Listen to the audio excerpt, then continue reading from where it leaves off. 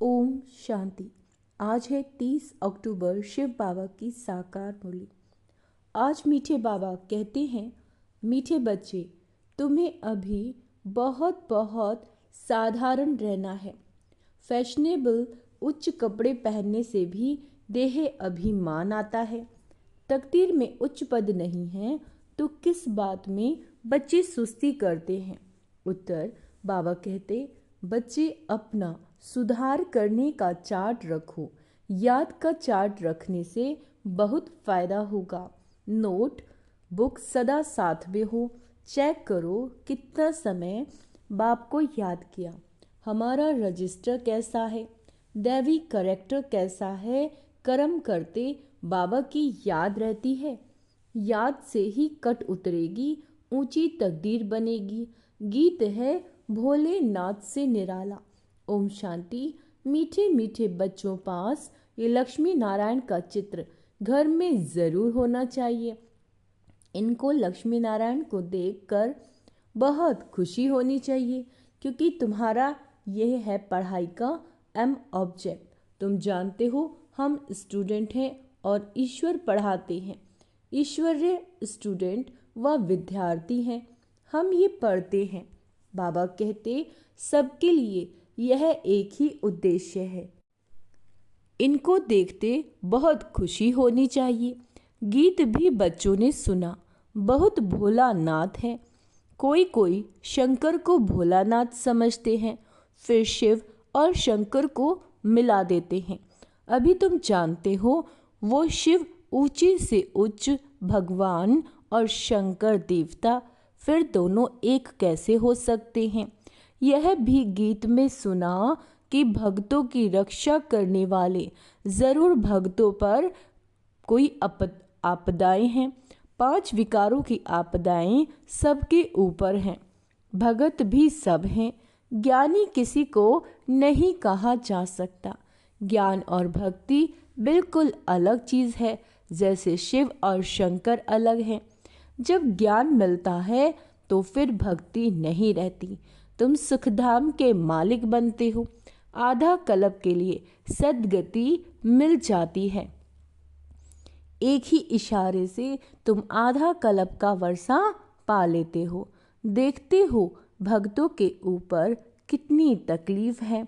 ज्ञान से तुम देवता बन जाते हो।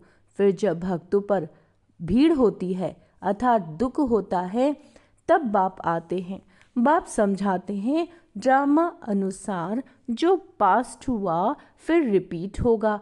फिर भक्ति शुरू होगी तो वाम मार्ग शुरू होता है, अर्थात पतित बनने का मार्ग। उसमें भी नंबर 1 है काम, जिसके लिए ही कहा जाता है काम पर जीत पाने से तुम जगत जीत बनेंगे। वह कोई जीत थोड़े ही पाते हैं। रावण राज्य में विकार के बिना तो कोई का भी शरीर पैदा नहीं होता। सतयुग में रावण राज्य होता नहीं। वहाँ भी अगर रावण होता तो बाकी भगवान ने राम राज्य स्थापन करके क्या किया। बाप को कितना औना रहता है। बाबा कहते, हमारे बच्चे सुखी रहें। धन इकट्ठा करके बच्चों को दे देते हैं, है ना, कि सुखी रहें। परंतु यहाँ तो ऐसे बाबा कहते, परंतु यहाँ तो ऐसे हो नहीं सकता।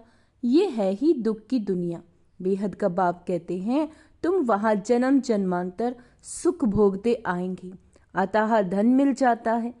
21 जन्म वहाँ कोई दुख नहीं होगा। देवाला नहीं मारेंगे।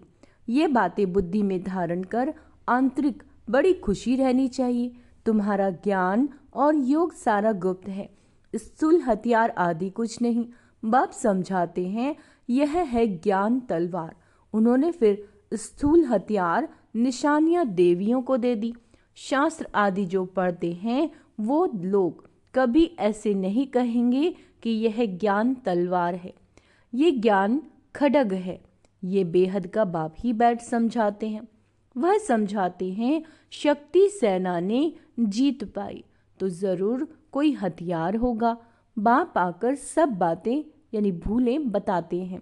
ये तुम्हारी बहुत बड़ी बहुत ढेर मनुष्य सुनेंगे ये वाली बात। विद्वान आदि भी एक दिन आएंगे। बेहद का बाप है ना, तुम बच्चों को श्रीमत पर चलने में ही कल्याण है, तब देह अभिमान टूटेगा। श्रीमत पर चलेंगे तभी देह का जो अभिमान है, बाबा कहते वो टूटेगा। इसलिए साहूकार लोग आते नहीं। बाप कहते हैं देह अहंकार को छोड़ो, अच्छे कपड़े आदि का भी नशा रहता है। तुम अभी वनवाह में हो, अभी जाते हो ससुर घर, वहाँ तुमको बहुत जेवर पहनाएंगे, यहाँ ऊंचे कपड़े नहीं पहनने। बाप कहते हैं बिल्कुल साधारण रहना, जैसे कर्म मैं करता हूँ बच्चों को भी साधारण रहना है, नहीं तो देह का अभिमान आ जाता है। वह सब बहुत नुकसान कर देते हैं। तुम जानते हो हम ससुर घर जाते हैं, वहाँ हमको बहुत जेवर मिलेंगे, यहाँ तुमको जेवर आदि नहीं पहनने। आजकल चोरी आदि कितनी होती है, रास्ते में ही डाकू लूट लेते हैं। दिन प्रतिदिन ये हंगामा आदि ज्यादा बढ़ता जाएगा। इसलिए बाप कहते हैं अपने को आत्मा समझ मुझे याद करो। देह अभिमान में आने से बाप को भूल जाएंगे। ये मेहनत अभी ही मिलती है, फिर कभी भक्ति मार्ग में ये मेहनत नहीं मिलती। अभी तुम संगम पर हो, तुम जानते हो बाप आते ही हैं पुरुषोत्तम संगम युग पर। लड़ाई भी जरूर होगी, एटॉमिक बम्स आदि खूब बनाते रहेंगे। कितना भी माथा मारो कि ये बंद हो जाए, परंतु ऐसे हो नहीं सकता। ड्रामा में नूंद है, समझाने से भी समझेंगे नहीं। मौत होना ही है तो बंद कैसे होगा, समझते भी हैं तो भी बंद नहीं करेंगे। ड्रामा में नूंद है। यादवों और कौरवों को खल्लास होना ही है। यादव हैं यूरोपवासी, उन्हों का है साइंस घमंड, जिससे विनाश होता है फिर जीत होती है। साइलेंस घमंड की, तुमको शांति घमंड में रहना है, यानी शांत स्वरूप रहना सिखाया जाता है। बाप को याद करो, डेड साइलेंस। हम आत्मा शरीर से न्यारी हैं। शरीर छोड़ने के लिए जैसे हम पुरुषार्थ करते हैं, ऐसे कभी कोई शरीर छोड़ने के लिए पुरुषार्थ करते हैं क्या? सारी दुनिया ढूंढ कर आओ, कोई है जो बोले हे आत्मा अब तुमको शरीर छोड़ जाना है, पवित्र बनो, नहीं तो फिर सजा खानी पड़ेगी। अच्छा, सजा कौन खाती है? आत्मा खाती है। उस समय साक्षात्कार होता है, तुमने ये पाप किए, खाओ सजा। उस समय फील होता है जैसे जन्म जन्मांतर की सजा मिलती है। इतना दुख भोगना, बाकी सुख का बैलेंस क्या रहा? बाप कहते हैं अभी कोई पाप कर्म नहीं करो, अपना रजिस्टर रखो। हर एक स्कूल में चाल चलन का रजिस्टर रखते हैं ना, एजुकेशन मिनिस्टर भी कहेंगे भारत का करेक्टर ठीक नहीं है। बोलो हम इन लक्ष्मी नारायण जैसे बनते हैं। ये लक्ष्मी नारायण का चित्र तो सदा साथ में होना चाहिए। ये है एम ऑब्जेक्ट, हम ऐसे बनते हैं। इस आदि सनातन देवी देवता धर्म की हम स्थापना कर रहे हैं। श्रीमत पर यहाँ चाल चलन को सुधारा जाता है। तुम्हारी यहाँ कचहरी भी होती है। सब सेंटर पर बच्चों को कचहरी करनी चाहिए। रोज बोलो चार्ट रखो तो सुधार होगा। किसी की तकदीर में नहीं तो फिर सुस्ती कर लेते हैं। चार्ट रखना बड़ा अच्छा है। तुम जानते हो हम इस 84 के चक्र को जानने से ही चक्रवर्ती राजा बन जाते हैं। कितना सहज है, फिर पवित्र भी बनना है। याद की यात्रा का चार्ट रखो, इसमें तुमको बहुत फायदा है। नोटबुक नहीं निकाला तो समझो बाबा को याद नहीं किया। नोटबुक सदा हाथ में रखो, अपना चार्ट देखो कितना समय बाप को याद किया। याद बिगड़ जंग उतर न सकी। कट उतारने के लिए चीज को घासलेट में डालते हैं। कर्म करते हुए भी बाप को याद करना है तो पुरुषार्थ का फल मिल जाएगा। मेहनत है ना, ऐसे ही थोड़े ही ताज रख देंगे सिर पर, बाबा इतना उच्च बना देते हैं। कुछ तो मेहनत करनी है, इसमें हाथ पांव आदि कुछ भी नहीं चलाने। पढ़ाई तो बिल्कुल सहज है, बुद्धि में है। शिव बाबा से ब्रह्मा द्वारा हम ये बन रहे हैं। कहाँ भी जाते हो तो बैज पड़ा हो, बोलो वास्तव में कोर्ट ऑफ आर्म्स यह है। समझाने की बड़ी रॉयल्टी चाहिए, बहुत मीठापन से समझाना है। कोर्ट ऑफ आर्म्स पर भी समझाना है। प्रीत बुद्धि और विपरीत बुद्धि किसको कहा जाता है? तुम बाप को जानते हो। लौकिक बाप को बाबा कहते गॉड नहीं कहेंगे। वह बेहद का बाप ही पतित पावन सुख का सागर है। उनसे ही सुख घनेरे मिलते हैं। अज्ञान काल में समझते हैं माँ बाप सुख देते हैं, ससुर घर भेज देते हैं। अब तुम्हारा बेहद का ससुर घर वो है हद का। वह माँ बाप करके 5-7 लाख करोड़ देंगे। तुम्हारा तो बाप ने नाम रखा पदम पदम पति बनने वाले बच्चों। वहाँ तो पैसे की बात ही नहीं, सब कुछ मिल जाता है। बड़े अच्छे अच्छे महल होते हैं। जन्म जन्मांतर के लिए तुमको महल मिलते हैं। सुदामा का मिसल है, चावल मुट्ठी सुना है तो वहाँ वह भी ले आते हैं। अब चावल रूखा थोड़े ही खाएंगे तो उसके साथ कुछ मसाले आधे भी ले आते हैं। कितना प्रेम से ले आते हैं। बाबा तो हमको जन्म जन्मांतर के लिए देंगे, इसीलिए कहा जाता है दाता। भक्ति मार्ग में तुम ईश्वर अर्थ देते हो तो अल्पकाल के लिए दूसरे जन्म में मिल जाता है। भक्ति मार्ग में तो बाबा कहते कोई गरीब को देते हैं, कॉलेज बनाते हैं तो दूसरे जन्म में पढ़ाई का दान मिलता है। धर्मशाला बनाते हैं तो मकान मिलता है, क्योंकि धर्मशाला में बहुत आकर सुख पाते हैं, है ना। ये तो जन्म जन्मांतर की बात है। तुम जानते हो शिव बाबा जो देते हैं वह सब हमारे ही काम में लगाते हैं। शिव बाबा तो अपने पास रखते नहीं। इसको भी कहा जाता है सब कुछ दे दो तो विश्व का मालिक बन जाएंगे। विनाश का साक्षात्कार भी कराया, राजाई का साक्षात्कार भी कराया, बस नशा चढ़ गया। बाबा हमको विश्व का मालिक बनाते हैं। गीता में भी है, अर्जुन को साक्षात्कार कराया, मुझे याद करो तो तुम ये बनोगे। विनाश और स्थापना का साक्षात्कार कराया तो इनको भी शुरू में खुशी का पारा चढ़ गया। ड्रामा में ये पार्ट था, भगीरथ को भी कोई जानते थोड़े ही हैं।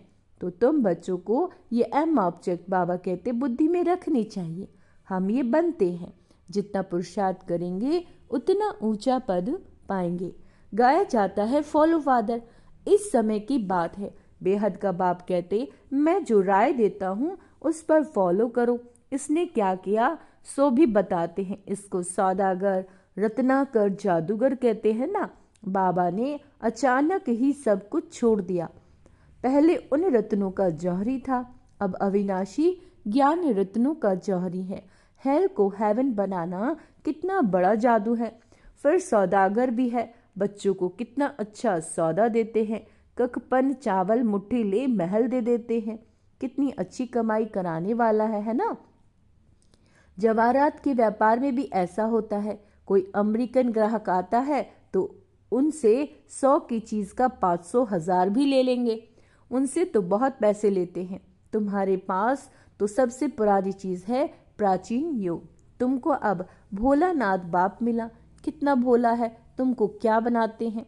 कखपन के बदले तुमको 21 जन्म के लिए क्या बना देते हैं। मनुष्य को कुछ भी पता नहीं है। कभी कहेंगे भोलानाथ ने ये दिया, कभी कहेंगे अम्बा ने दिया, गुरु ने दिया। बाबा कहते यहाँ तो पढ़ाई है। तुम ईश्वरीय पाठशाला में बैठे हो। ईश्वरीय पाठशाला कहेंगे गीता को। गीता में है भगवानु वाच्य, परंतु ये भी किसी को पता नहीं कि भगवान किसको कहा जाता है।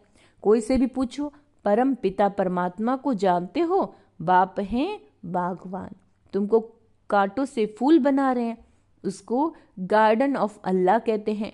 यूरोपियन लोग भी कहते हैं पैराडाइज। बरोबर भारत परिस्थान था, अब कब्रिस्तान है।